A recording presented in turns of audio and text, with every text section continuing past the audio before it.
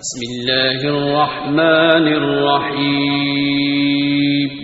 شروع اللہ کا نام لے کر جو بڑا مہربان نہایت رحم والا ہے.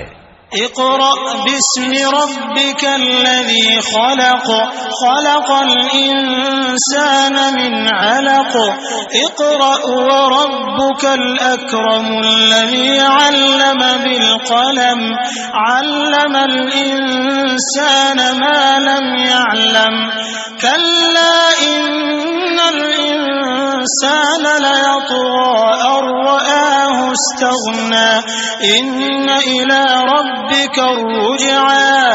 اے نبی صلی اللہ علیہ وآلہ وسلم اپنے پروردگار کا نام لے کر پڑھو جس نے تمام کائنات کو پیدا کیا، جس نے انسان کو خون کی پھٹکی سے بنایا. پڑھو اور تمہارا پروردگار بڑا کریم ہے جس نے قلم کے ذریعے سے علم سکھایا اور انسان کو وہ باتیں سکھائیں جن کا اس کو علم نہ تھا، مگر انسان سرکش ہو جاتا ہے اس بنا پر کہ وہ اپنے آپ کو بے نیاز سمجھتا ہے. کچھ شک نہیں کہ سب کو تمہارے پروردگار ہی کی طرف لوٹ کر جانا ہے.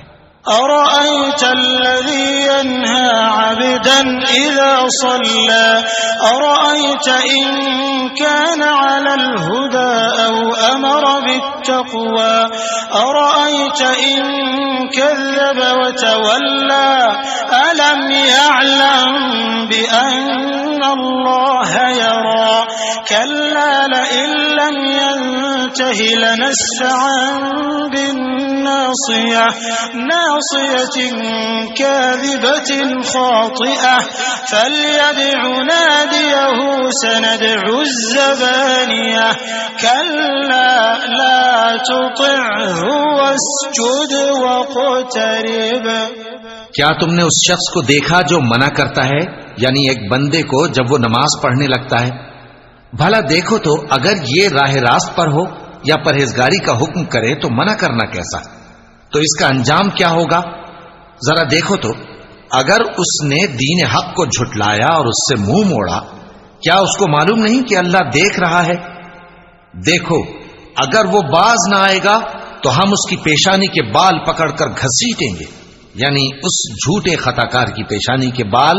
تو وہ اپنے یاران مجلس کو بلا لے، ہم بھی دوزخ کے فرشتوں کو بلائیں گے.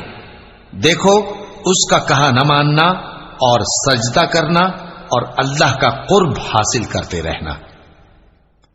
چونکہ آیت سجدہ تلاوت کی گئی ہے لہذا سامعین پر سجدہ واجب ہے.